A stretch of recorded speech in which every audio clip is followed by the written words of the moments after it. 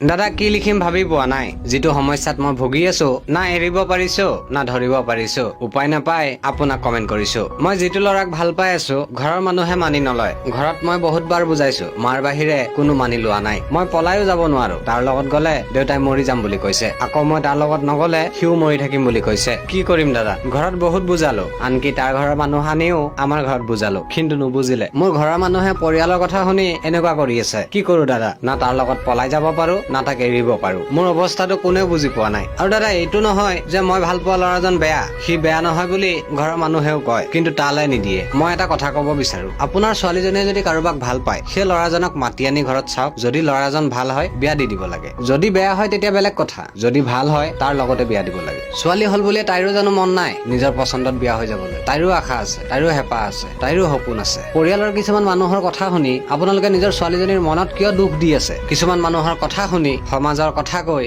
মৰি যাম বুলি ব্লেকমেইল কৰি তাইৰ জীৱনটো বৰবাদ কৰি আছে। এই স্বাৰ্থপৰ পৃথিৱীত মনে মিলা মানুহ পোৱাটো তেনেই কঠিন। তাই যিজনক পাইছে তাকো আপোনালোকে ভঙাই দিব চেষ্টা কৰিছে। বেয়া নাপাব কথা এটা কওঁ, তাই হয়তো আপোনালোকক খুলি কোৱা নাই। তাইৰ মনত আপোনালোকৰ প্ৰতি থকা ভাল পোৱা, তাইৰ মনত আপোনালোকৰ প্ৰতি থকা সন্মান দিনক দিনে কমি গৈ আছে। শেষত এটা কথা কওঁ, পৰিয়ালৰ কিছুমান স্বাৰ্থপৰ মানুহক সুখী কৰিবলৈ নিজৰ ছোৱালীজনীৰ মনত কষ্ট নিদিব। সেইসকল মানুহ এনেকুৱা মানুহ যিয়ে আপোনাৰ ছোৱালীজনীৰ বিয়াত খাব পালেও বদনাম কৰিব, খাব নাপালেও বদনাম কৰিব। কালি যদি আপোনাৰ ছোৱালীজনীৰ কিবা এটা হয়, তাই কষ্ট যদি পায়, তেওঁলোকে আহি ৰং চাব। আপোনাক সহায় কৰিবলৈ বা সাহস দিবলৈ নাহে। কথাটো মনত ৰাখিব।